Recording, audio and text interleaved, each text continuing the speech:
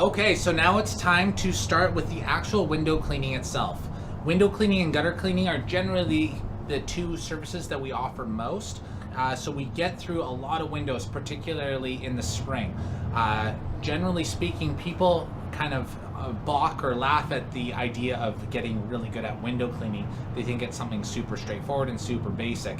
And it is, maybe, but not on a professional level. You'll see that it's comprised of a lot of different micro movements. So it's super important that you are able to pick up what we're explaining in as timely fashion as possible, and thus you will be more productive and devote a higher wage to yourself. So that is in essence the reason why we do these training videos. It's the providing you with the ability to pick up the skill, both in a quality as well as a productive nature, and be able to progress that much quicker than if you didn't have the guidance of the videos themselves. The first thing I want to do is go through the basics of our equipment. Generally speaking, we have a belt, and on it we have a hip bucket and a T-bar. The T-bar is basically just a plastic piece of hand tool that is covered by a sheepskin brush, like so. And you basically can switch it out on a daily basis, or if the job's really dirty or if it's a post-construction clean, you can change it out more frequently if needed. In the hip bucket, there's also a squeegee. All of our squeegees, generally our go-to squeegee, is a 14-inch channel. The channel is the actual aluminum piece that holds the rubber, and the handles are adjustable. That way, if you have to reach up nice and high, you can adjust the handle accordingly. Past that, our belt has a leather loop on it, and we have recycled surgical towels that we use for the cleaning. We don't call them rags. There's no perceived value in the term rags. We call them surgical towels or towels. Generally speaking, they won't allow any lint to be shed if they're new. Once they get on in their life, they'll tend to dry out and then it will leave lint. But the idea of being a surgical towel is it keeps itself fully absorbed in the cotton fibers. The only other piece of equipment we have is a 6-inch scraper. This is a serrated razor blade, and the premise is exactly the same as shaving. Once we wet down the glass, if there's any caked on debris that's not coming off, you can gently remove it with the razor. Now, there are a couple exceptions to the use of the razor, and that involves anything that is tempered glass, safety glass. The problem is it has fabricating debris in the glass itself. So any door is generally considered safety glass. It's shatterproof, as well as deck glass railings. So you can't use a razor on deck glass railings, doors, or anything with a little etching emblem. And we'll get into that more later on. Past that, the only other piece of material or equipment that we can use on a frequent basis is quadruple zero steel wool. Generally speaking, it does a good job of getting hard water stain deposits off of the glass, and also for post-construction cleaning, it can work as kind of an abrasive force to just very gently remove any sort of caked on debris on the glass itself without leaving any scratches or traces that it was there. So other than that, this is our basic setup for window cleaning. Now, it's very important when you're doing the cleaning that you always use a dry and clean portion of the towel when it comes to touching the glass. I'm going to reiterate it frequently, but it's extremely important to note. Anytime we're touching the glass, it needs to be a dry and clean portion. Same as when we're drying off the blade, the rubber blade of our squeegee, it needs to be a dry and clean portion. If you're using a wet or dirty one, obviously that's not going to work out very well. The process of window cleaning is basically the exact same regardless of how high the window is off of the ground. The technical movements are identical. The only thing that changes is the access means. Now, we can access the window or the glass through a variety of different methods, including ladder use. We can get up on the roof to access the windows, or we can use man lifts. All of which, once you actually get to the glass itself, the cleaning is exactly the same as any other window clean. So we're going to start on the most basic level, which is called a ground level window. which is what we see here. It's something that we need no assistance in order to touch all areas of the glass, and it's the most basic way to demonstrate the methods that we use to clean the windows. So to start out, you're going to take your T-bar and you're going to dip it in the solution bucket. Now there's either the sun or the wind can be forces that really act to dry out the T-bar, and when you have dry glass, obviously that's going to leave some streak marks. So you want to make sure that it's wet enough or moist enough in order to keep the glass wet depending on what the conditions are. With that said, if you're cleaning around the fringe season, so early spring or late fall, you're going to notice, because it's not as warm out, the water doesn't tend to evaporate as quickly as it does in, say, the middle of summer. So you don't have to worry about having a very wet T-bar at that time of the year. Once that's done, basically you approach the window and you want to very systematically wet down every square inch of the glass. Now this is the time when the actual cleaning takes place. So it's important that you put a little bit of elbow grease in, and it's also important to note that the T-bar never comes off the glass itself. It's kind of like a Zamboni at a hockey game. You want to cover it in the most efficient means possible, and you want a little bit of overlap to ensure that everything gets adequate coverage. From there, you're going to holster your T-bar, and you're going to take your driest rag, and again with a dry and clean portion of it, you're going to double it up like so, and then wrap it over your finger. Because this window is vertical instead of horizontal, it would make more sense to do vertical swipes versus a whole bunch of horizontal ones. So that's important to establish right off the bat, that this is going to be a vertical cleaned window. With the double ply of the surgical towel, we're going to start by drying off the top edge, and that's going to create kind of a dry and clean buffer along the top of the window where we're going to start the swipe with the squeegee. Now the squeegee itself is kind of comprised of three different sides. So essentially you have the normal face that will actually touch the glass, you have the edge, and you have the back edge, which really shouldn't touch anything. What we want to do is we want to kind of cup our fingers in this motion in order to touch all three sides as we come through with the towel. We also want to pay special attention to the end piece, or the tab at the end, to make sure that it doesn't retain any moisture whatsoever. Now you don't have to go crazy with it, and generally speaking, if you do it properly, it's just nice and easy and you're good to go.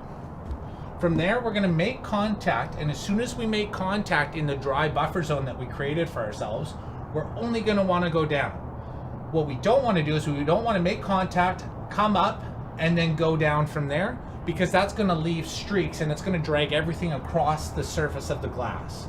So to do that, we're going to make contact and we're going to come down all the way through, applying a decent amount of pressure. And as we get to the bottom, we're going to kind of flip it up a little bit so that it doesn't spurt the water back onto the glass.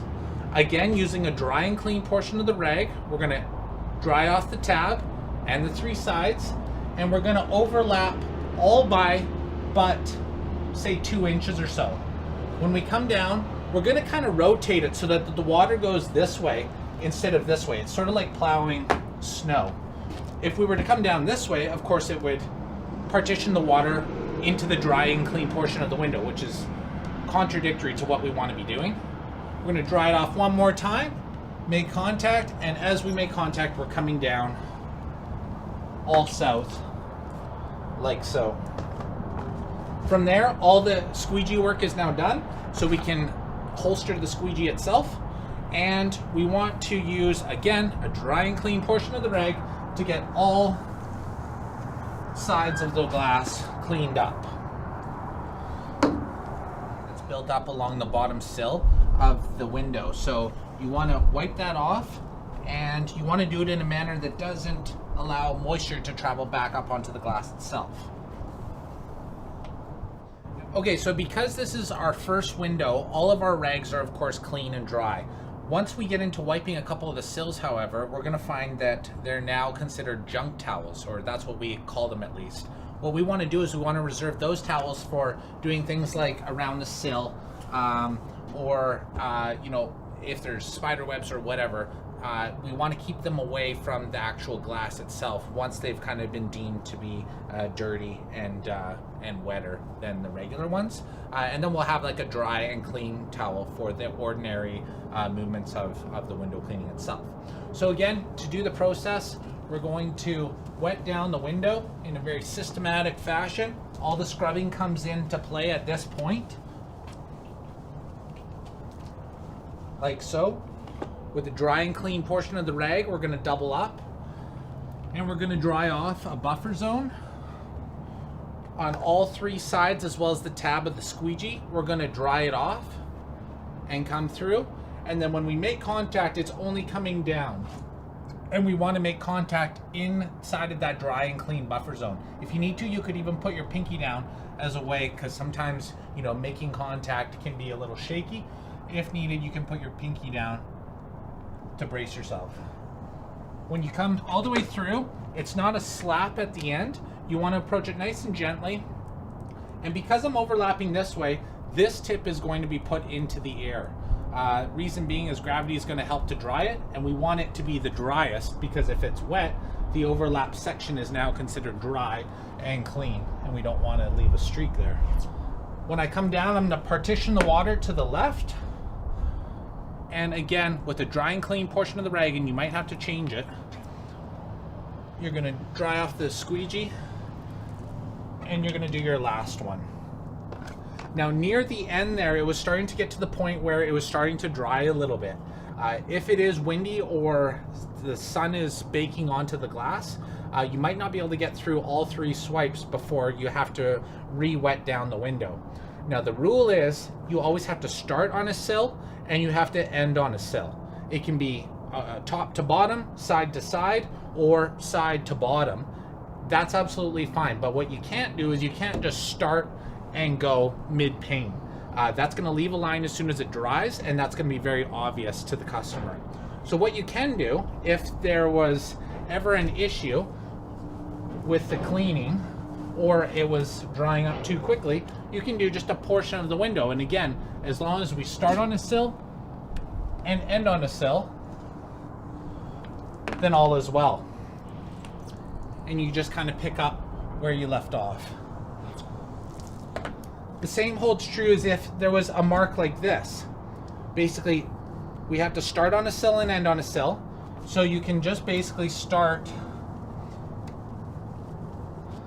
and go across from left to right to take care of it. That's absolutely fine. Now, if it's something that's very intricate, like that, using a dry and clean portion of the rag, you can just dab it off, like so. Again though, you want to make sure it's a dry and clean portion. If it's a dirty piece, it's going to leave a mark that especially is going to be noticed when you look through the glass from the customer's perspective. And what we never want to get into is, we call it palming. And it's something sometimes what our rookies will pick up is they go like this. You know, even from this perspective, I can see the marks that left, which is not what we're here for. So if you're ever going to make contact on the glass with the surgical towel, it has to be in a manner that's very minor in terms of the amount of cloth that actually touches the glass, and it has to be dry and clean. So one more time, we're gonna wet it all down.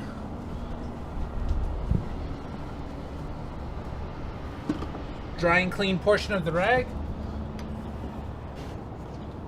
Now, if it were the case that we had, you know, some sort of debris, maybe these windows haven't been cleaned in a while, once we've done our initial wet down, you could use the razor. Again, you have to be super careful because it is very sharp, and you want to make sure that you're not doing it on a door like this, because that's safety glass, or on deck glass railings. On a regular window, it's absolutely fine provided it's wet. And what you want to do is you want to basically bring the razor across towards the outside. If you're going lengthwise up and down the window, there's a rubber seal right here which you can actually scuff and cut. So it's always a good idea to just start by doing the perimeter first.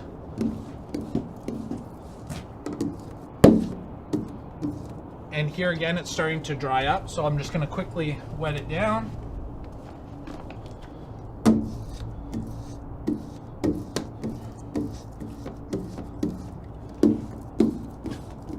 And then at this point, you can do the nice long passes through the glass. What you don't want to do is you don't want to basically increase the angle to something like this, or it's going to sound like nails on a chalkboard. I'm not going to demonstrate that right now, but basically you want to keep it at about a 45-degree angle coming through like this. Once that's been done, you basically pick up the window cleaning where you left off. So again, wet it all down.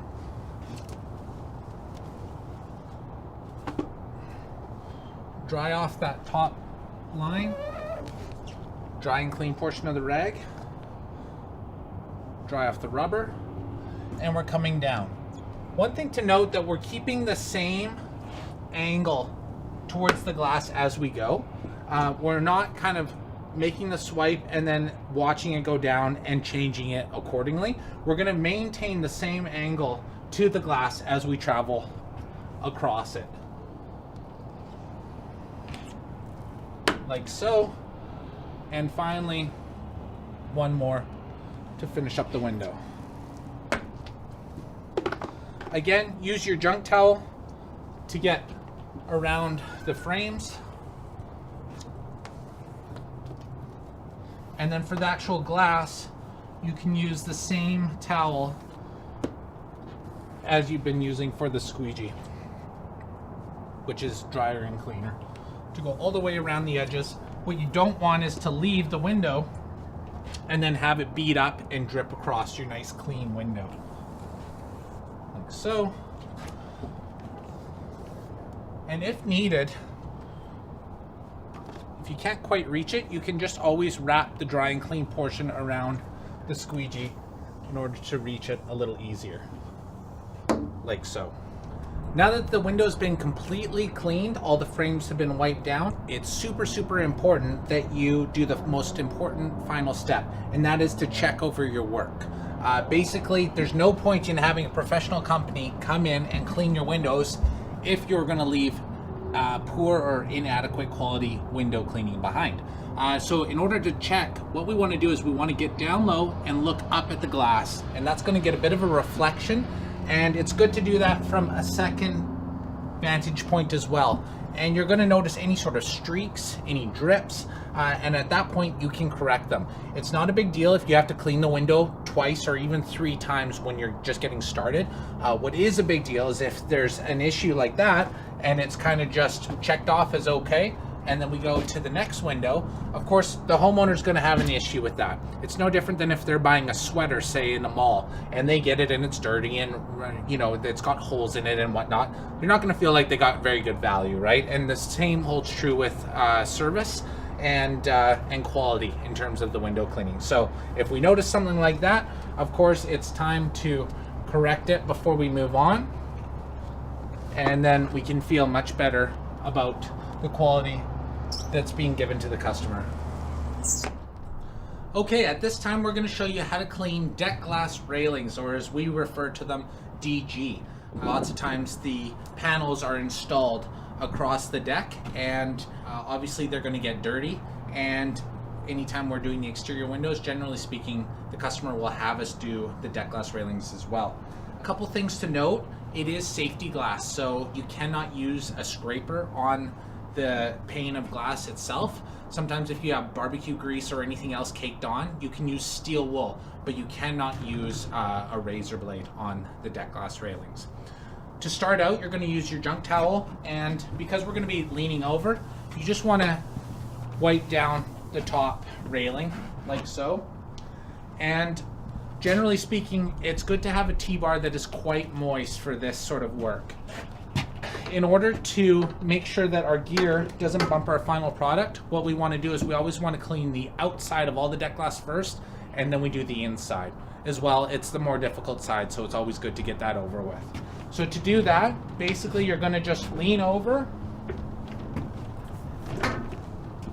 and you're going to make sure that you get coverage on every square inch.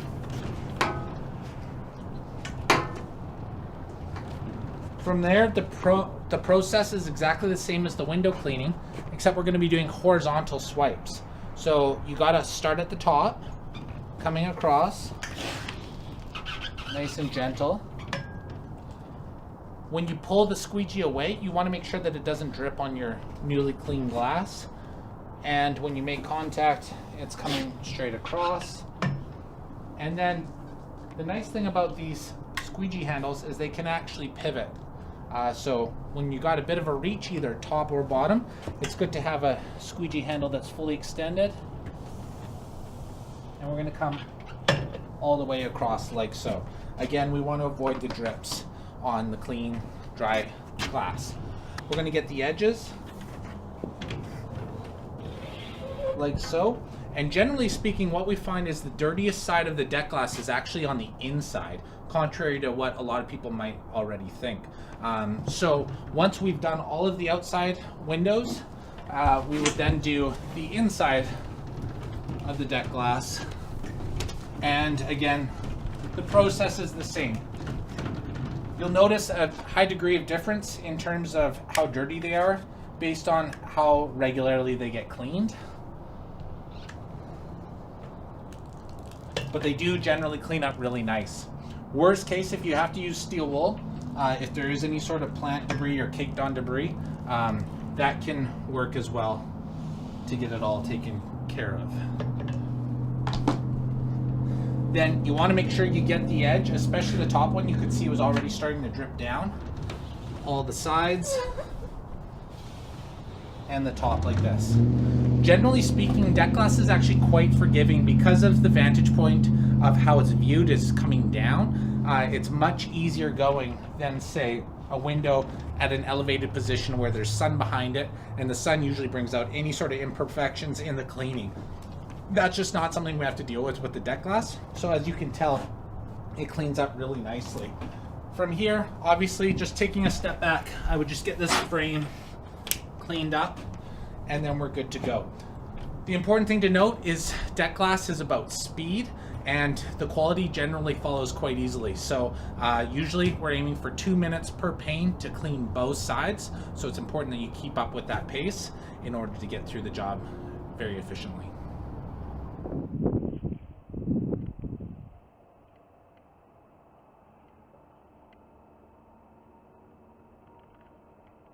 Remember, safety or tempered glass, do not use the razor.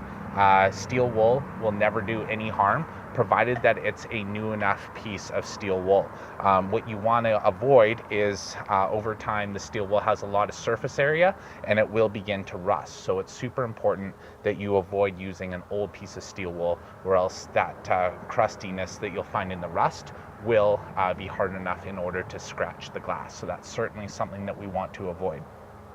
Basically, when you're using either of these methods to get the window extra clean, you start out with the same process, basically wet down the entire window, and then it's super important that you go very systematically.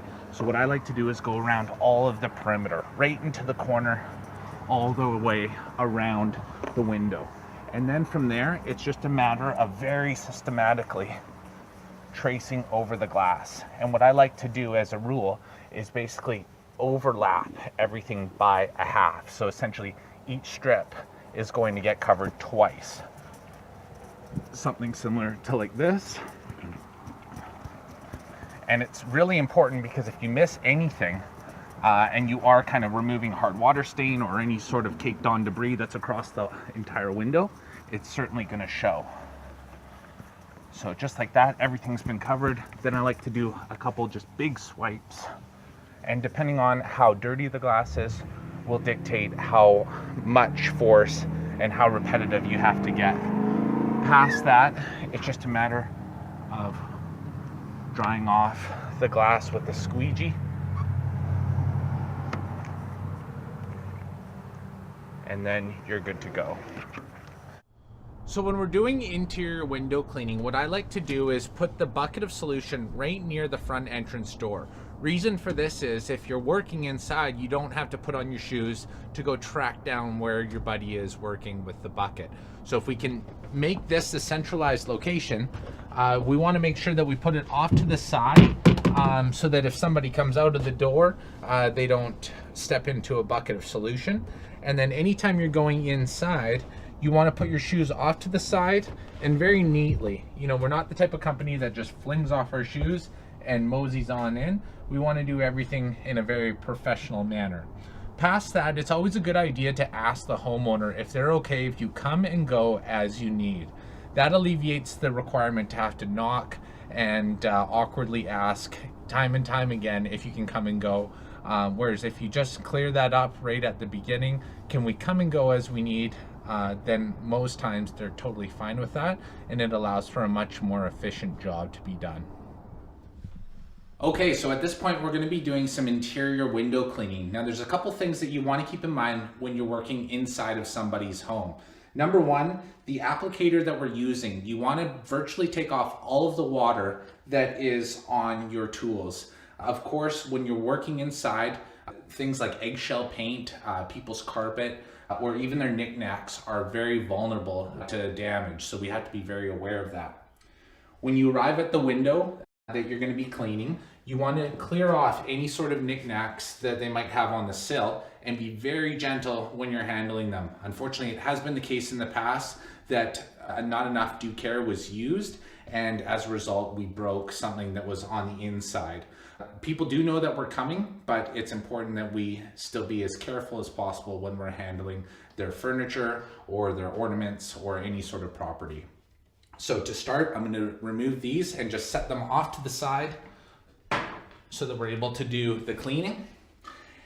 And at this point, it's always a good idea to put a couple towels on the sill to catch any excess water. Again, if this is eggshell paint, as soon as water touches it, it's going to leave a mark. So we've got to be very cognizant of that potential. And once we have a couple towels spread out evenly on the sill, it's time to do our cleaning as we ordinarily would. So you have to wet down the entire surface of the window very systematically. And then you're going to dry off the top. Grab your squeegee, get it nice and dry, and kind of snake around the blinds and come through the glass.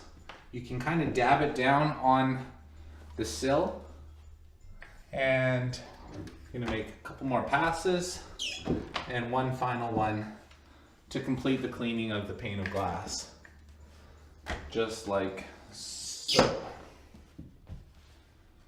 At this point, like with any other window, it's time to detail the edges. So with the clean and dry portion of the rag, you're going to get the sides and the bottom of the glass. At this point, we can now take away our towels that were on the sill and do kind of one final check over the window. And like we always do with the window cleaning, you know, your quality inspection and attention to detail is absolutely paramount to our service in general. So make sure you get down low and try and see any sort of imperfections in the cleaning. And if needed, you have to touch those up at this point. But as you can see, the window looks much better, and it's time to move along to the next. Okay, so generally when we're cleaning windows both on the outside and the inside, it's important to realize that not all windows are as important as the next. What we find is our customers really pay close attention to the windows that are located at the kitchen or at the kitchen sink. Reason being, a lot of time is spent there, so we want to make sure that we exhibit a high level of care when we're cleaning those windows. So in order to clean this interior window, we simply put down our little towels along the sill. And because we're on the inside, it's easy to get away with wetting down a couple panes at a time. Reason for this is we don't have to worry about the water evaporating. Because we're inside, there's no wind and there's no direct sunlight. Now, often is the case that windows near the sink have lots of splash marks and maybe little debris particles caked on the glass. So they can usually be a little bit dirtier than the rest of the windows. So if needed, you can use your scraper to remove the debris that's caked on the glass that's located next to the kitchen sink.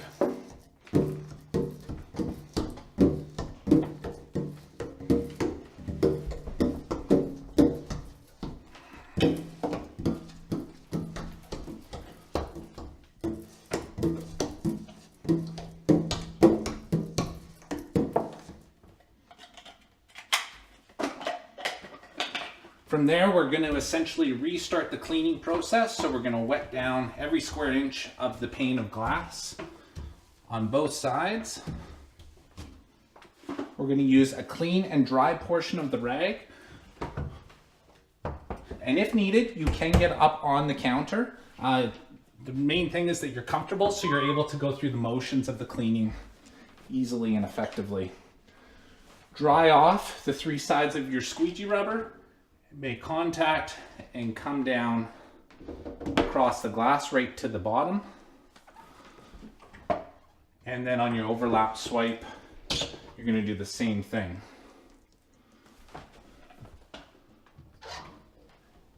And what you'll find is when you do wet down a couple panes at a time, both on the outside if you're able, and on the inside, things go a lot quicker because you're not going to be wasting time switching between your various hand tools. Now at this point, we're going to dry off the edges.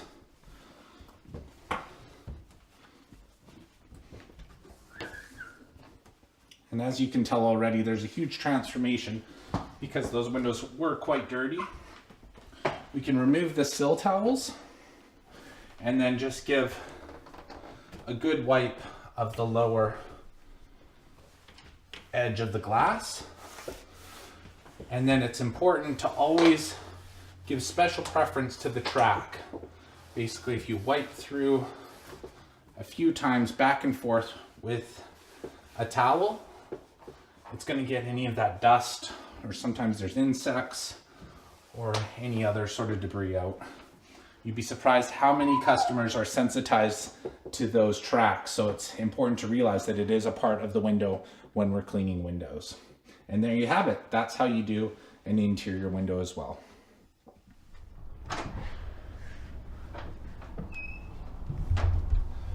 And when you come in with a ladder, it's very important that you just be aware of how kind of brute force the ladder can be.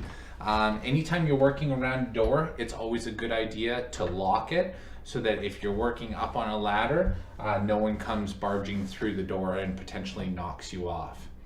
Again, if you're working inside, the ladders are great outside, but when it comes to inside, things are much more delicate and much more sensitive.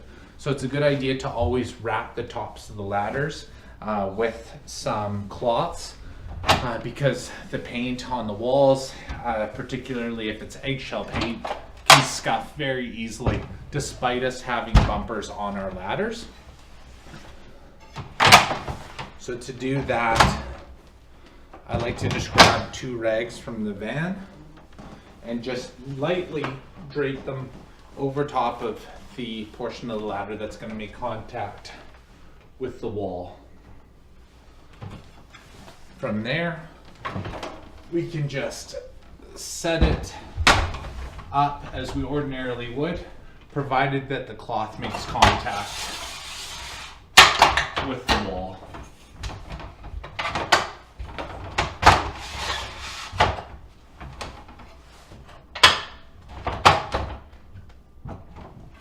One other consideration, if you're setting up on a rug or a mat, be aware that they can often be a little bit more slippery than ordinarily setting it down on a wood or flooring surface.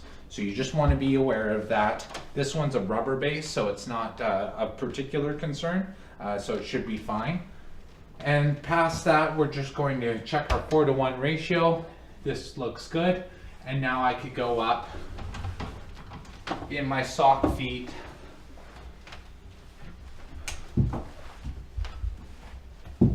to clean the window.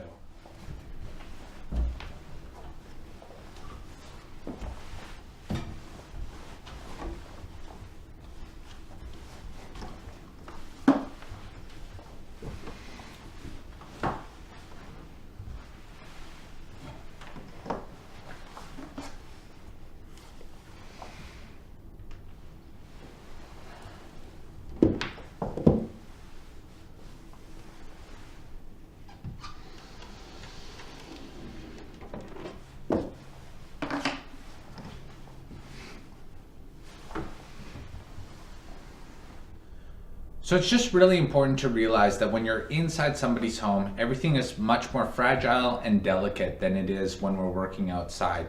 A couple things to note: when you're bringing your T-bar inside, it's good to take off a lot more of the moisture than if you were working outside, especially if you were in the sun or in the wind. You're going to have a very wet T-bar. Of course, when you're coming inside, none of those elements are going to work to dry out the T-bar, and you want it to be as dry as possible so that you can still do the window cleaning, but you're not going to be dripping all over the carpet, the floor, and on the sills. As well, if you're going out onto somebody's deck, perhaps it's off of the master bedroom, make sure you walk your shoes all the way up, put them on when you're out on the deck, and then take them off as you come back through the home. Past that, it's really quite similar to cleaning windows on the outside. You just want to be very aware, especially with ladders or our gear flopping around. Everything's very delicate, so you just have to exhibit a high level of care. Okay, and the final progression is basically the exact same window, but doing it with a extension style of ladder. Now our 24-foot and our 28 and 32-foot ladders are all going to be this exact same approach. So it's really the most realistic that you're going to encounter out on the job site. And basically the main difference there is you just kind of have to account for the awkwardness of the overlap of the ladder. The process again is exactly the same. As efficiently as possible, I'm going to get the entire window wetted down very systematically. That dry and clean portion of the rag is going to be used to get us a buffer zone. And then it's just a matter of doing vertical swipes all the way through the window. And I don't stop, it doesn't chatter. I go right down to the bottom. Now something to consider, say I couldn't reach, I could distinctly go that far and it'll be just fine, and I'll show you how we'll finish that off. But for now, I'm just going to finish these vertical swipes before the water evaporates off the glass.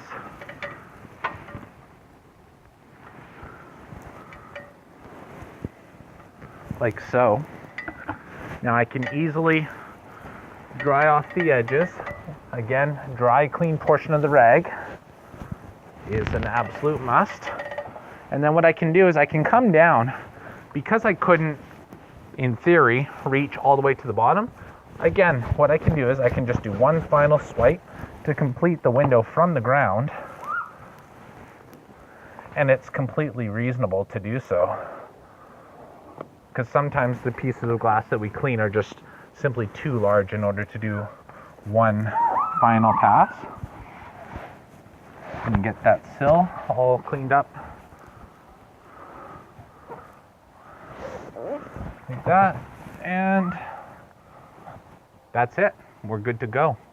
So that's the most progressed version, and that's the most common way that we'll be cleaning windows when we get into the real ladders, not just the step ladders. When we're cleaning windows, I would say about 90% of the cleans are exterior window cleans only.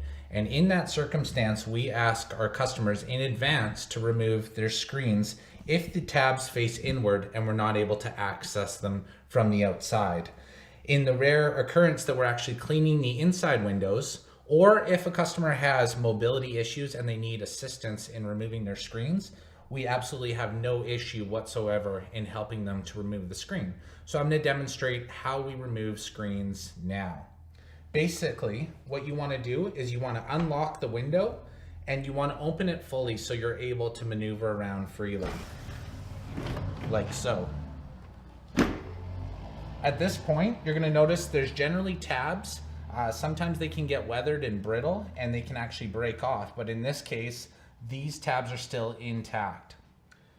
The tab side is always on the outermost frame of the window itself. So basically, considering that this is the middle of the window, the tab is going to be on the outside. You never want to put the tab on the inside, otherwise the spring that's on the inside right now will not be able to depress and it'll be stuck in place. From there, it's very simple to remove the screen. All you have to do is pull up and then push the screen out, like so, and then you actually maneuver it outside and then pull it back into the window itself. When we're cleaning screens, it's a good idea to keep them in order as you go around the home and make sure you do it in a very systematic fashion.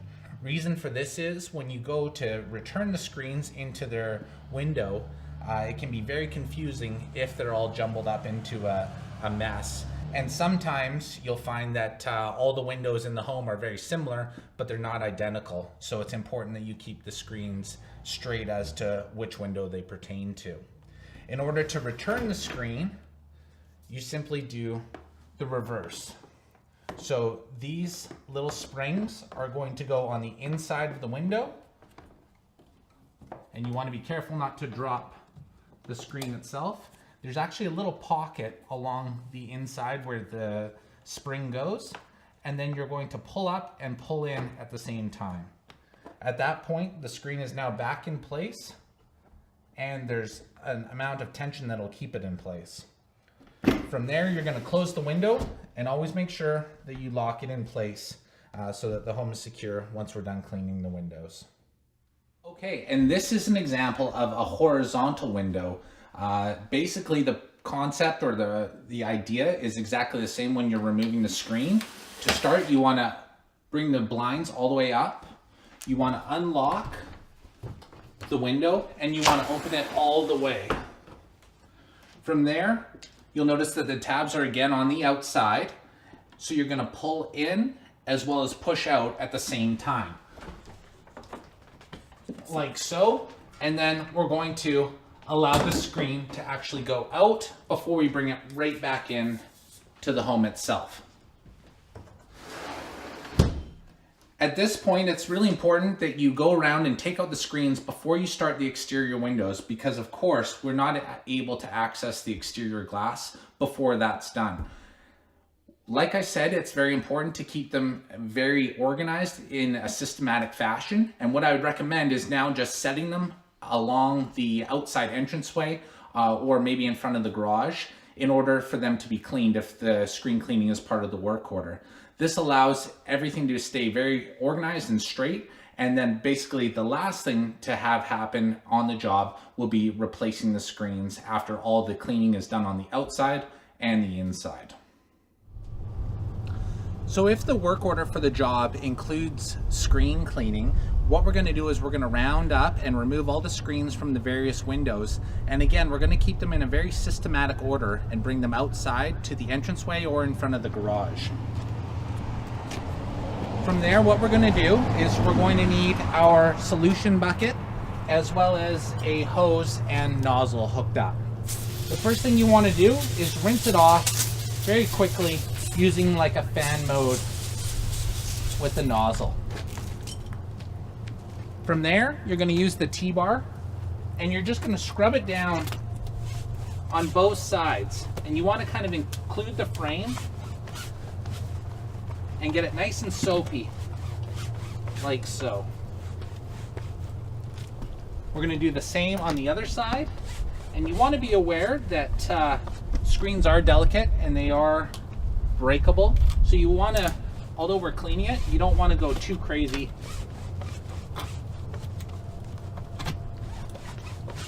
Like so. At this point, we're going to rinse off all the soap. And it's good to account for this while we're doing the cleaning because it is going to take some time to dry. So if you leave the screen cleaning right to the end, you're going to be stuck with a bunch of wet windows after you put the screens back in, which certainly is not what we're looking for. So if you can do this kind of sooner rather than later, maybe right after they come outside, then you can kind of just lean them up and allow them to air dry. Again, you want to keep them in systematic order and you don't want to lose that order so that when you're putting them back in, it's a matter of just going in sequence the same way that they came out and they'll go in nice and easily. So when you're using the squeegee every day, cleaning hundreds or thousands of windows, eventually the rubber that runs along the channel is going to become worn out. I'll give you an example of how that looks. Essentially, when it starts out, it's nice and flat and straight edges.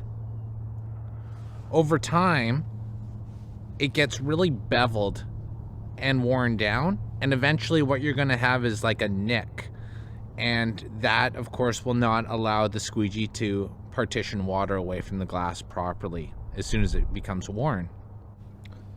So the way we switch out the rubber is actually quite straightforward. Essentially, you want to make sure that it's dry, and you're just going to pull out one side of the rubber like so. When it comes out, it's going to be a little bit spring loaded, so when you pull it out, use your other index finger to maintain the tension. And there's going to be a little clip like so that you're going to want to take off of the rubber. Once you've taken that clip off, it can move freely, and you're going to want to take the other side out. And when you do that, it's going to allow the rubber to come right out altogether. You want to take off the clips, and provided you have a new piece of rubber ready to go, you're going to put the clip back on the new piece of rubber about 1/8 of an inch away from the end of the rubber, like so.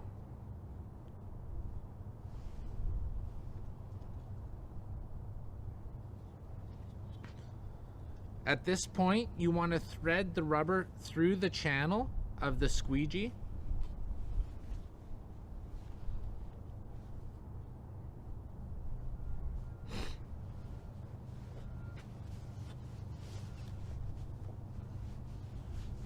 And when it gets close to the clip, you're going to actually try and push it right through into the channel itself.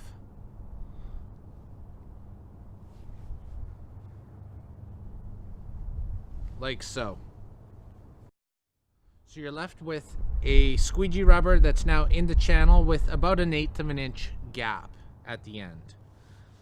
Now on this side, what you're going to want to do is you're going to want to pull out, and again, use your other hand to maintain the tension while you get the other clip put back on. And again, you want to go for about 1/8 of an inch, a couple millimeters away from the end, and then you're going to push this side back in like so. And there you have it. You're now ready to go with squeegee rubber that is brand new.